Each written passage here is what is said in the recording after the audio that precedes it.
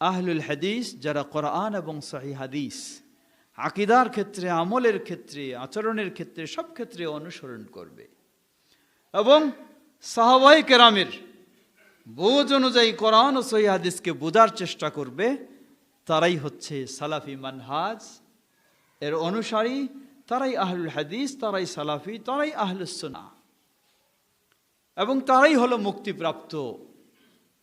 এজন্যই আল্লাহ রাসূল সাল্লাল্লাহু আলাইহি সাল্লাম বলেন, সাতাফতারিকু উম্মতি ইলা 73 ফিরকা কুল্লুহা ফিন্নার ইল্লা ওয়াহিদা। আমার উম্মতি ৭০ দলে বিভক্ত হবে, সবগুলি জাহান্নামে যাবে একটি ব্যতীত। তারা কারা? আল আকসা জামে মসজিদে যারা আসে তারা। এটা কি বলার সুযোগ আছে?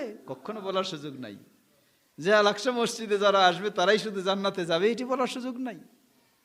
যদি এটাই হতো তাহলে যার পক্ষে যেভাবে সম্ভব আল আকসা মসজিদ দখল করে এখানে আসতো, কিন্তু সেটা হবে না। কি হবে? হিয়া মা আনা আলাইহি ওয়া আসহাবি, আমি এবং আমার সাহাবায়ে কেরাম যেই আকীদা ও আদর্শ আমলের উপরে প্রতিষ্ঠিত, ওই আকীদা আমলের উপরে, আদর্শের উপরে যারা প্রতিষ্ঠিত হবে তারাই হবে জান্নাতি। সুবহানাল্লাহ। সুতরাং আমাদের টার্গেট রাখতে হবে সব সময় আমরা নিজেরাও নবী সাল্লাল্লাহু আলাইহি ওয়াসাল্লাম ও সাহাবায়ে কেরামের সেই মানহাজ, আকীদা, আদর্শের উপরে প্রতিষ্ঠিত থাকব, অন্যকেও সেভাবে দাওয়াত দেব। আর নবী সাল্লাল্লাহু আলাইহি ওয়াসাল্লামের আকীদা, আদর্শ, মানহাজ এই নয় যে যার যেমন চলবে তেমন, একে অপরের সম্পর্ক থাকবে না, একে অপরের যোগাযোগ থাকবে না, সহযোগিতা থাকবে না, এটা নয়। ভুল হতে পারে কারো, সেই ভুলটাকে আমরা সংশোধন করে দেব সুন্দরভাবে বলার মাধ্যমে, কিন্তু আমাদেরকে ঐক্যবদ্ধ সীসা ঢালা প্রাচীরের মতো থাকতে হবে, তাহলে আমরা আরো সামনের দিকে এগিয়ে যেতে পারবো ইনশাআল্লাহ।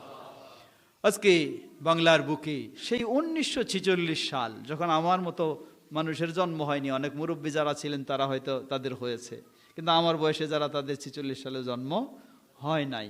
সেই সময় এই বাংলার বুকে ছড়িয়ে ছিটিয়ে বিক্ষিপ্ত থাকা মানুষদেরকে ঐক্যবদ্ধ করে, এই আকীদার মানুষদেরকে ঐক্যবদ্ধ করে এক প্ল্যাটফর্মে সমবেত করেছিলেন আল্লামা আব্দুল্লাহিল কাফি আল কুরাইশি রাহিমাহুল্লাহ, এবং সেই প্ল্যাটফর্মের নাম দিয়েছিলেন জমঈয়তে আহলুল হাদিস।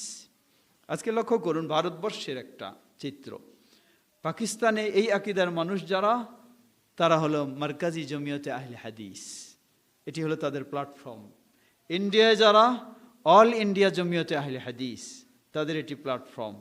নেপাল যারা, নেপাল জমিয়তে আহলে হাদিস, তাদের এটি প্ল্যাটফর্ম। শ্রীলঙ্কা, কাশ্মীর জমিয়তে আহলে হাদিস। ঠিক একইভাবে সেভাবেই ছিল বাংলাদেশ জমঈয়তে আহলে হাদিস।